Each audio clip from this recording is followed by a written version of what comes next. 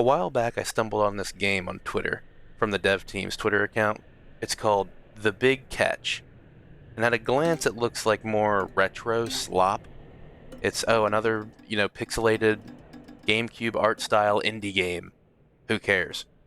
However, and I don't want to be misinterpreted here, so I'm going to clarify this. Having retro style graphics isn't the worst decision you could make. It's just really easy to make fun of. It's just a low hanging fruit. So if your game is bad and it happens to have retro graphics, that's just a really easy nitpick. Because, yeah, it's not the most creative choice you could ever possibly make, but yeah, it's a lot easier to use retro graphics to make things. It makes things more readable and easy to look at and understand what it is you're looking at. And nowhere else other than a 3D platformer does that make more sense, especially not like a first-person climbing simulator. That's ridiculous. So while yes, sure, you could argue that having pixelated textures on the ground is overdone, and we've seen it a billion times, but here it makes at least a little bit more sense and is more applicable, I guess. And again, it's not the worst thing you could possibly do.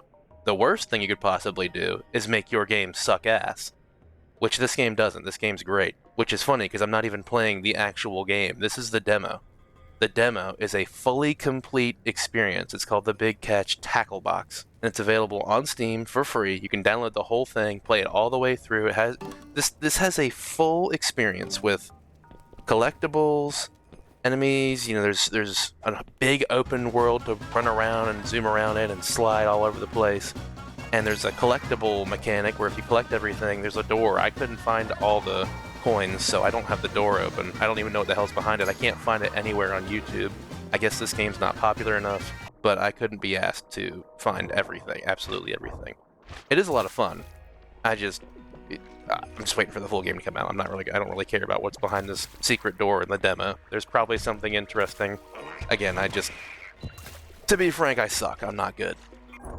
Platforming in this game is challenging. You have to think and plan out what you're going to do, and then actually executing it is also difficult. It doesn't really punish you if you die and fall off a few too many times. It just kind of resets you to the last checkpoint, which is never really too far away, but it's always difficult to get back to where you were going, and then you have to do what you were trying to do to begin with.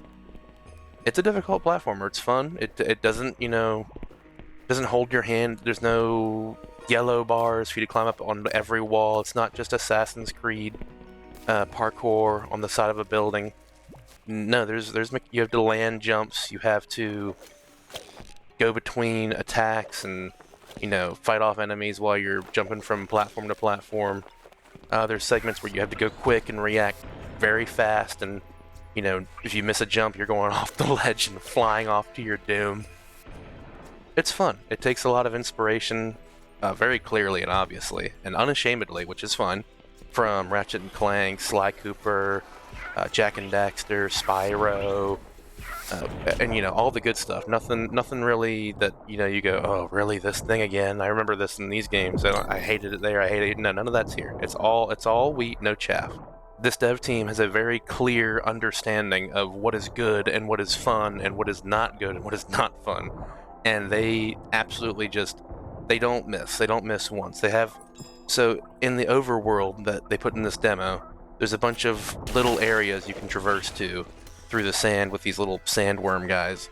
Another like Ocarina of Time going over the ocean. And in each one of these little areas, it's like a whole jungle gym of like a certain type of mechanic. There's a tower you have to climb, and the whole tower is tilted. So when you're going up one way of the tower, you're going up against gravity, and you're going down one way, you're going really fast, because every time you walk downhill, your character speeds up and gets momentum. And then momentum is maintained through your jumps, so then sometimes you use that to do a jump you otherwise couldn't do, and your perception's all fucked up because the whole tower's at like 30 degrees.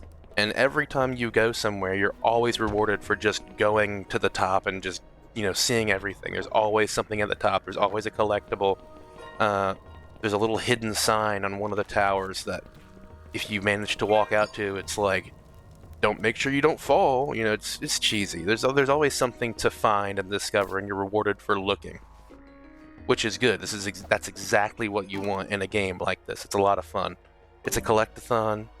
Again, Banjo-Kazooie. They pull all the all the good things from all these old school platformer games, and they leave none of the stuff that was annoying. You know, there's no on rails shooter section.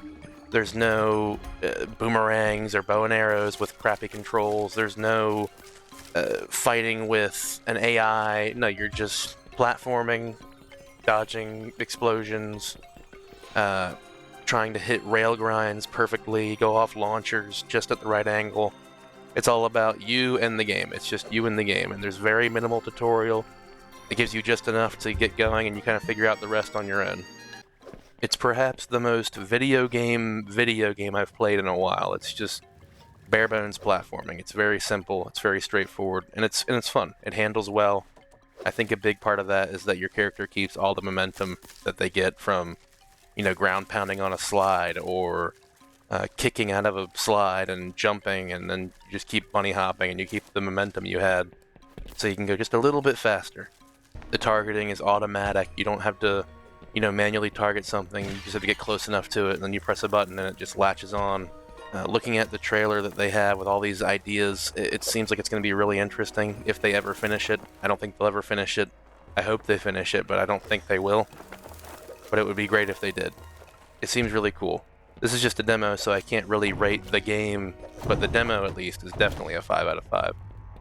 It's perfect. It gives you everything you want and more. It's fantastic. For a demo, it's beyond what anyone should expect. If you sold this demo for $5, I wouldn't be upset. I would buy this demo for $5. I've had a blast with it. I've sunk several hours into just playing the demo, trying to collect everything, and I just couldn't do it. And I don't say that as in like the game journalist, terrible at video games, can't find everything. No, I was really trying to find absolutely everything. I missed a few coins somewhere. Enemies drop coins, sometimes you knock them off a ledge. You can't get the coin, you gotta get them to respawn, come back, whack them at a different angle. And I just couldn't be asked to do it all. And also, I don't know where all of them are at, because if you whack the same one, you don't always get the coin back, and it's... I don't know where all the coins are at, so I can't get the final door, and I can't find a YouTube video of somebody opening the final door, so I really have no idea what's in it, but it's probably cool. If you open it, send me a video and tell me I'm bad at the video game. Alright, thank you for watching, bye bye.